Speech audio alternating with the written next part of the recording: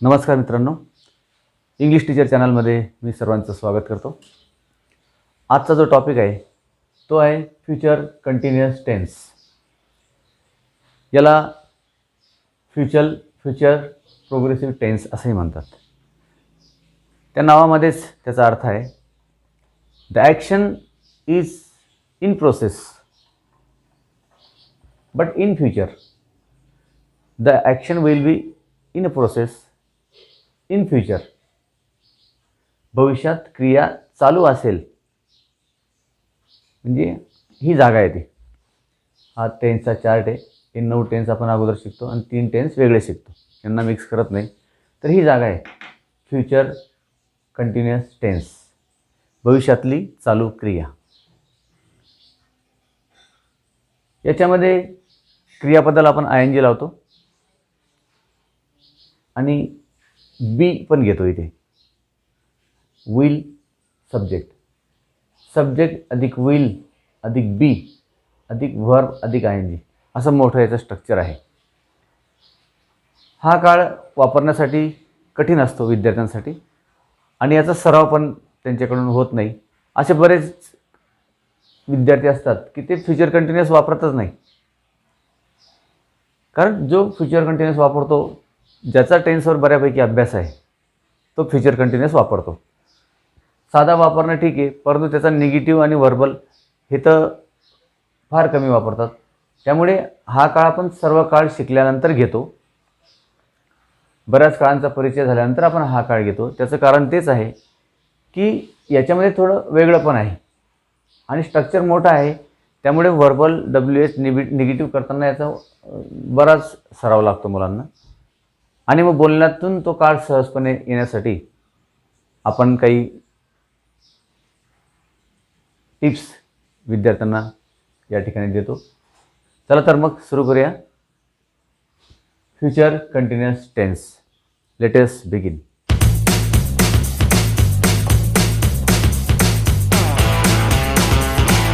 हा बघा, या ठिकाणी structure. First of all let us see the structure. Subject plus will plus be plus verb plus ING.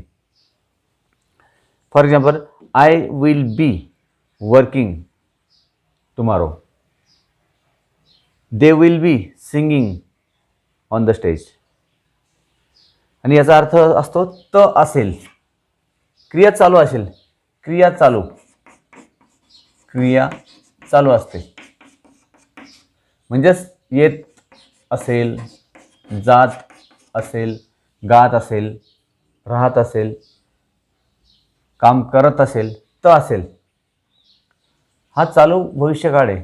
इथे चालू वर्तमान, चालू भूतकाळामध्ये पण आपण त आहे, त होता असं वापरतो. इथे त असेल, क्रिया चालू असेल भविष्यामध्ये. नंतर त्याचा मिनिंगच त्याच्यामध्ये, त्याचा जो अर्थ आहे तो इथेच आहे. फ्युचर कंटिन्युअस म्हणजे ॲक्शन कशी असेल, कंटिन्युअस असेल भविष्यात, म्हणून त्याला कंटिन्युअस फ्युचर म्हणतात. प्रोग्रेसिव्ह म्हणतात. The action will be in progress म्हणजे क्रिया चालू असेल.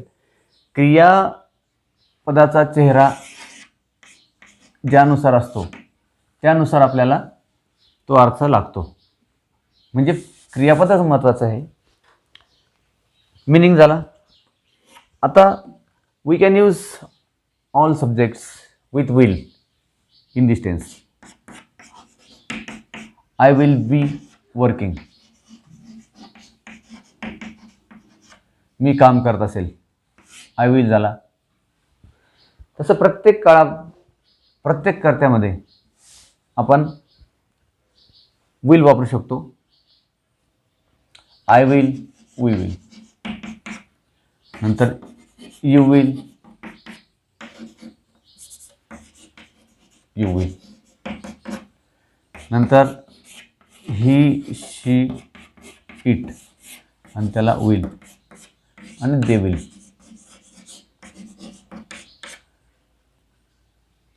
I will be working, we will be working. You will be working, you will be working. He will be working, she will be working, it will be working and they will be working. म्हणजे प्रत्येक सब्जेक्टबद्दल आपण अशा प्रकारची रचना करू शकतो. नंतर या ठिकाणी भविष्यामध्ये आपण हा काळ वापरताना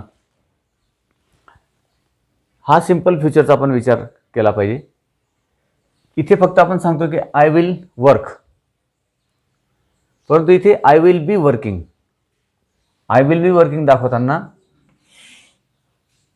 समजा this is present, I will be working from 6 to 9 AM. म्हणजे 6 ते 9 या काळात मी क्रिया करत असेल, त्यावेळेस ड्युरेशन म्हणा किंवा ती प्रोसेस इतक्या काळात चालू असेल.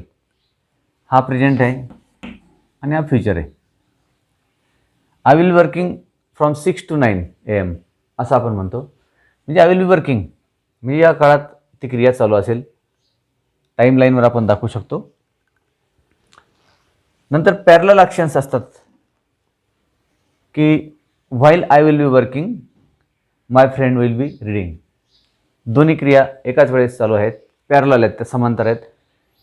I will be working from 6 to 9 and at the same time my friend will be reading. अशा क्रिया आपण दाखवू शकतो. नंतर ड्युरेशन दाखवतो आपण याच्यामध्ये. I will be working between 12 PM to 6 PM. 12 ते 6 मी काम करत असेल असंही ड्युरेशन दाखवतो आपण याच्यामध्ये. आणि फ्युचर कंटिन्युअसमध्ये on Monday, on Sunday, tomorrow, next week असे प्रयोग आपण करतो.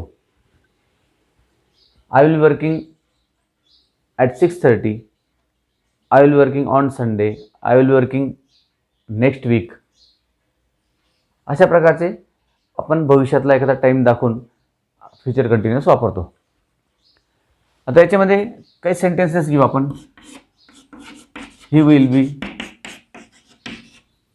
Driving a car. तो गाडी चालवत असेल भविष्यात. नंतर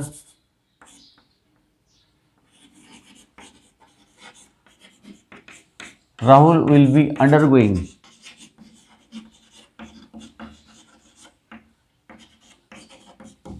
अ big operation.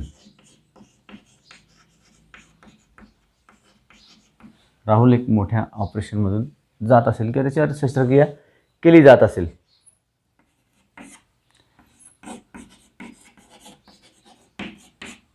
They will be solving a problem. ते समस्या सोडवत असतील. वी विल बी रायटिंग, घ्या साधा क्रियापद. We will writing a story tomorrow. नंतर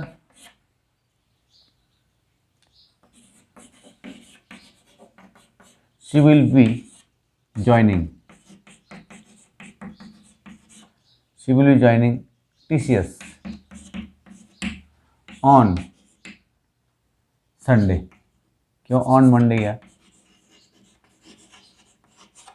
मंडेला ती कंपनी जॉईन करत असेल. नंतर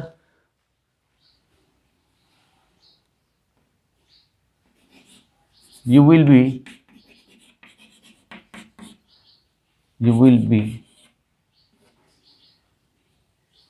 मीटिंग किंवा यू विल बी डान्सिंग. घ्या कुठलीही आर्ट घ्या. You will be dancing tomorrow.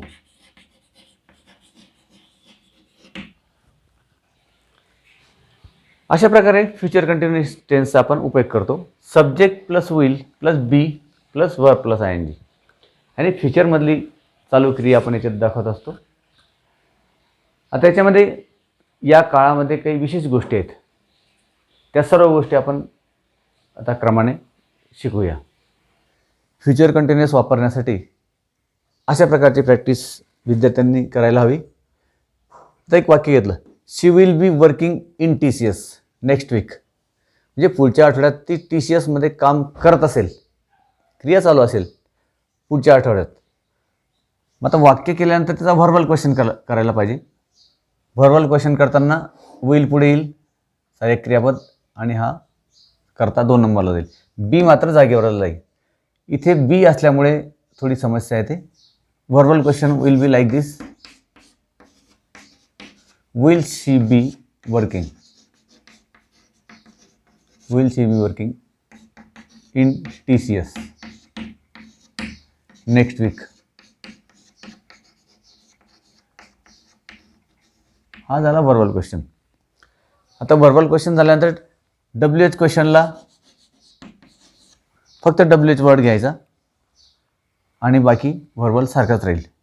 आता ती TCS मध्ये केव्हा काम करत असेल? When will she be working in TCS? ती TCS मध्ये केव्हा काम करत असेल? नंतर दुसरा व्हर्बल क्वेश्चन आपण घेऊ, दुसरा WH घेऊ. कशा प्रकारे? How will she be working in TCS? आणि नेक्स्ट वीक, इथे नेक्स्ट वीक येईल. अशा प्रकारे तुम्ही WH करू शकतात. व्हेन झाला, हाऊ झाला, वाय, नंतर where, with whom, how long will she be working in TCS. अशा प्रकारे पण WH करू शकतो.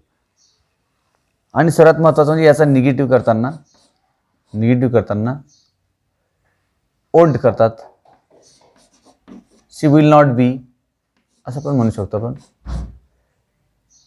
शी विल नॉट बी वर्किंग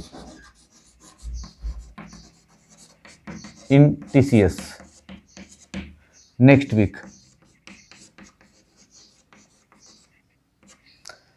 तर इथं विल नॉटचा तुम्ही ओंट करू शकतात. She won't be working in TCS. म्हणजे वाक्य झालं, त्याचा व्हर्बल झाला, WH झाले, निगेटिव्ह झाले, चारही गोष्टी फ्युचरमध्ये झाल्या. परंतु आता कॉन्ट्रॅक्टेड फॉर्म्स वापरताना काही गोष्टींचा उच्चार आपल्याला लक्षात ठेवावा लागेल. कॉन्ट्रॅक्टेड फॉर्म्स आय विल त्याचा होतो आयल, नंतर वी विलचा होतो वी विल, नंतर यू विलचा होतो यू विल, नंतर ही विलचा होतो हिल, नंतर शिल आणि इटिल. अशा प्रकारे कॉन्ट्रॅक्टेड फॉर्म्स होतात. शी आहे आणि इट विल आहे. आता शॉर्ट क्वेश्चनमध्ये आपण विचारतो will you come, will you be driving a car. Short क्वेश्चनमध्ये रिस्पॉन्स देताना आपण असं विचारतो will she be driving a car. मी याचं उत्तर देताना, आन्सर देताना यस शी विल हे पूर्ण लिहावं लागतं. कॉन्ट्रॅक्टेड फॉर्म चालत नाही. आणि निगेटिव्ह जर असेल नो शी ओंट. हा एक बदल या काळात लक्षात ठेवायचा. पॉझिटिव्ह उत्तर द्यायचं असेल शॉर्ट क्वेश्चनला यस शी विल, इथे कॉन्ट्रॅक्टेड फॉर्म नको. निगेटिव्ह असेल तर नो शी वोंट. अशा प्रकारे याची उत्तरं देतात. आता या काळामध्ये अजून काही गोष्टी आपल्याला सांगाव्या लागतील. फ्युचर कंटिन्युअस काही ठिकाणी वापरत नाही. जसं स्टेटिव्ह वर्ब्स, स्टेटिव्ह वर्ब असे असतात ते अवस्था दाखवतात. स्थिती दाखवतात, कुठली क्रिया दाखवत नाही. इमोशन्स दाखवतात. परसेप्शन म्हणजे अनुभूती, की मला फील होतं आहे, स्मेल घेतो आहे मी, तशा प्रकारचं. नंतर थिंकिंग, विचार करण्याची प्रोसेस, तिथे पण त्या क्रियापदाला आय एन जी आपण लावत नाही. Possessing, to have, I will be having a car, असं वापरत नाही. म्हणजे स्टेटिव्ह वर्ब जे आहेत ते आपण चालू भविष्यकाळामध्ये वापरत नाही. There are action verbs and stative verbs. Action verbs आपण वापरतो की I will be running, he will be dancing, he will be writing, काहीतरी क्रिया होते. परंतु ज्या ठिकाणी स्टेट दाखवलेली आहे फक्त, तिथे कुठलीही ॲक्शन नाही, असे स्टेटिव्ह वर्बला आपण आय एन जी लावत नाही. उदाहरणार्थ, आय विल बी ॲपिअरिंग नाही चालणार, आय विल बी फिलिंग चालणार नाही, लविंग चालणार, आय विल बी लविंग असं चालणार नाही, आय विल बी सीईंग चालणार नाही, स्मेलिंग चालणार नाही. मात्र I will B having, have एक हा पोझिशन दाखवतो. पोझिशन दाखवताना तुम्ही हॅविंग वापरू शकत नाही. परंतु जेव्हा तुम्ही जेवण वगैरे घेतात त्यावेळेस हॅविंग वापरू शकतात. I will B having T at 6:30 PM. 6 वाजता मी चहा घेत असेल. इथे हॅव पोझिशन दाखवत नाही, इथे हॅव ती घेण्याची क्रिया दाखवतो. म्हणजे हॅव जरी स्टेटिव्ह वर्ब आहे इथे, परंतु पोझिशन दाखवताना ते स्टेटिव्ह असतं आणि अशा क्रिया दाखवताना ते ॲक्शन वर्ब म्हणून आपण वापरू शकतो. तर लक्षात ठेवा की आय विल बी लाईकिंग चालणार नाही, ही विल बी नोईंग चालणार नाही, आय विल बी ॲपिअरिंग हे चालणार नाही. म्हणजे stative verbs cannot be used in future continuous tense. अशा प्रकारचे क्रियापद आपण चालू भविष्यकाळामध्ये वापरत नाहीत. आता याच्यामध्ये फ्युचर कंटिन्युअसमध्ये जास्तीत जास्त विद्यार्थ्यांनी प्रॅक्टिस करावी आणि त्याचा व्हर्बल आणि निगेटिव्ह हा जमत नाही मुलांना. कारण तो व्हर्बल करताना विल पुढे घ्यायचा का विल बी पुढे घ्यायचा असं त्यांच्यामध्ये एक शंका निर्माण होते. आता फ्युचर कंटिन्युअस आणि सिम्पल फ्युचरमध्ये पण काही विद्यार्थ्यांना काही शंका असते. आता आपण तर त्यांना विचारलं ही विल बी, आता कोणता काळ आहे ते सांगतात सरा फ्युचर कंटिन्युअस आहे, चालू भविष्यकाळ आहे. त्यांना हा बी दिसला तर त्यांना असं वाटतं की हा चालू भविष्यकाळ आहे. परंतु बी नंतर क्रियापद आहे का इथे? नाही. मग हा साधा भविष्यकाळ आहे, हा साधा भविष्यकाळ आहे. ही विल बी तो असेल, मग इथे क्रियापद जेव्हा येईल तेव्हा तो चालू भविष्यकाळ होईल. हा पण एक फरक आहे. आणि WH करताना what will he be eating, where will he be going, अशा प्रकारची प्रॅक्टिस मुलांकडून करणं अपेक्षित आहे. ठीक आहे मित्रांनो, आजच्या व्हिडिओ लेक्चरमध्ये एवढाच भाग. बाकीचा विशेष भाग, वेगळा भाग पुढील व्हिडिओ लेक्चरमध्ये घेऊ. Till then, good bye, have a nice day.